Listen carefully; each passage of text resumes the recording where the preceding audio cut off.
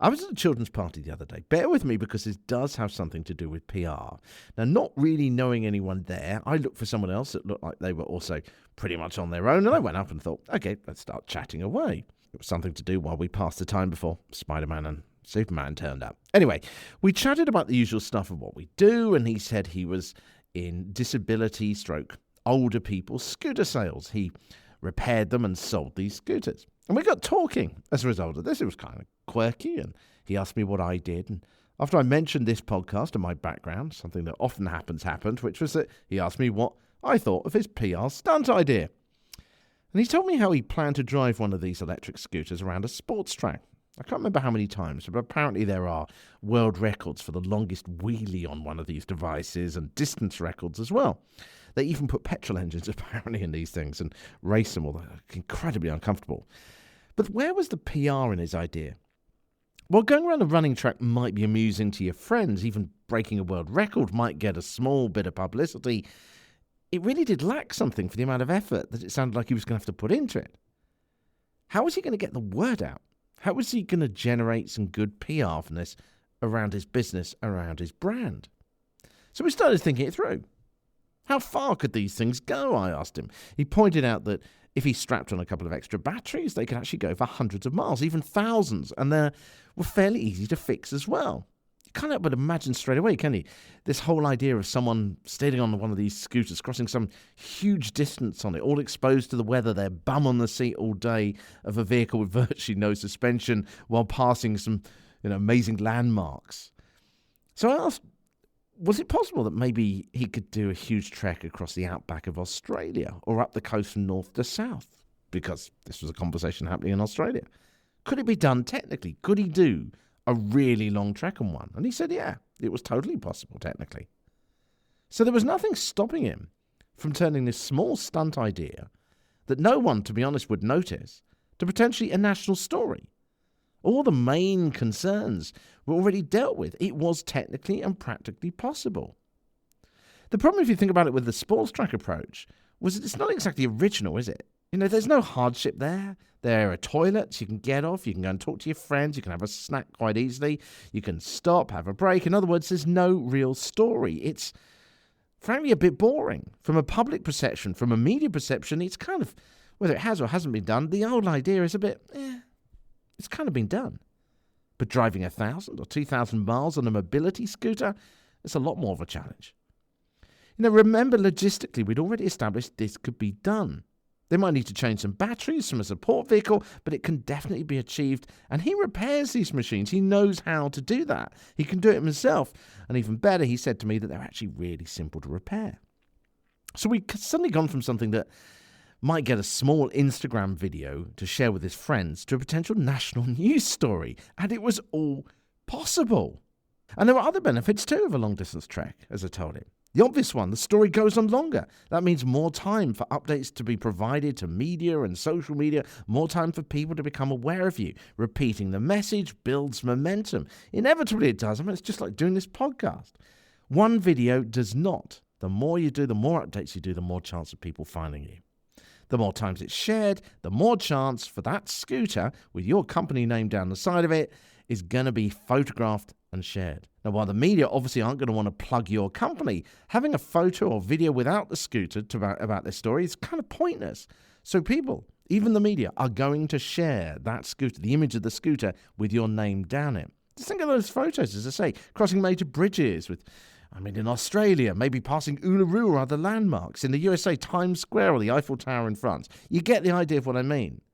All this with this chap all exposed to the elements on the scooter. But it gets better. There's a clear story arc here. It naturally creates a story arc. You've got the beginning of the adventure, while en route, all the places he's meeting, and of course the end. And the other good thing he had on his side was he was marketable. For breakfast or daytime TV or radio, I could see it already. He was a fun guy with a good sense of humour. You can imagine him doing this quirky thing that would work for a quirky breakfast music radio station show as well. He could be doing updates on that. Of course, he wants to be a little bit careful that he's not looking like he's mocking disability scooters, because he's obviously trying to reach people that are buying these machines. And that's not just older people or people with mobility problems, but also their children and their friends who are trying to advise them as well. So he's got to make this not just a bit of fun, but also have a serious element to it as well. And of course, one way of doing that is to make sure that he does it for charity too. But he also had a young daughter, clearly adored him, which makes him even better for daytime TV. Who wouldn't be warmed by seeing the daughter running out at him when he finished the epic trek? So the story is good, and there's some good potential leads on that as well from a PR point of view. So how can he ensure he reaches his specific market, not just a big audience, but his specific market? Well, obviously he wants to think about influencers. And remember, when we're talking about influencers, I'm not just talking about travel and fashion influencers. I'm talking about people who are influential in the space that we're trying to reach. Are there disability magazines? Are there older people magazines? YouTube channels aimed at these particular ones? Are there personalities in that space? I'll give an example of what I mean by this. Many years ago, I had a pretty crazy idea of flying a professional racing motorcyclist in a small plane to an island off the coast of the UK called the Isle of Man. When she arrived, she would get the bike off the plane, drive around this island's roads, which are an iconic street racing island. It's called the Isle of Man TT, if you've ever heard of it before. And we would film her doing this from the plane that we'd been in and then fly back to the UK all within a day. Now, if you think, that's crazy, I can't afford that kind of thing for my organisation, that kind of stunt. Well, the motorcycle racer loved the idea of the challenge and was doing it all for free and providing the motorbike. The plane was provided by a salesman for that aircraft because this small plane is sold on the angle of its cargo carrying capacity. What better way than to have a sleek, powerful motorbike being carried across there and back? So the costs of it were all covered by these people.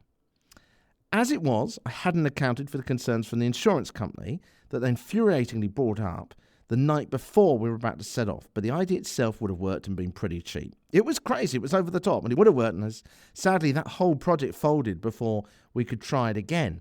And I wonder if that project would have actually carried on if we'd have been allowed to by the insurance company. But anyway, something to learn as always with every stunt you do. And on this one, I'd organised the PR. I'd organised a national motorcycle magazine, well, it was very big at the time, who loved the idea and wanted to cover it in detail. I think people often think that stunts have to take a lot of staff and a lot of cost and time, but with imagination, incredible things are possible. With this particular guy, with the mobility scooter, he could be the guy who drove across Australia on a mobility scooter. Think of the talks in the disability press, the older people press, at events, and it all shows the reliability of his machines and promotes his company. Will he do it? To be honest, I don't think so. But it's certainly possible. There is literally nothing stopping him from going out and doing this stunt.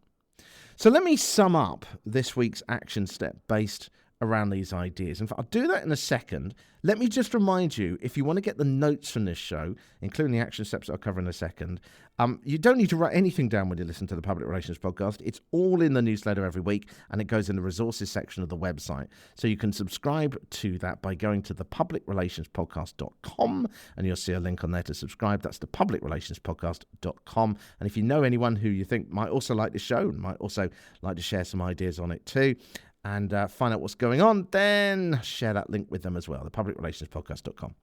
Okay, so here's this week's action set. What I would like you to do, if you would like to, is to set aside 20 minutes, or even better, actually, for this kind of exercise, is when you're lying in bed tonight, when you get home, shut your eyes and have a think about this. Think about the next PR stunt you're thinking of. Or if you aren't thinking of one at the moment, try and think of one. Just let your imagination go wild here, because seriously, this is where the best ideas come up.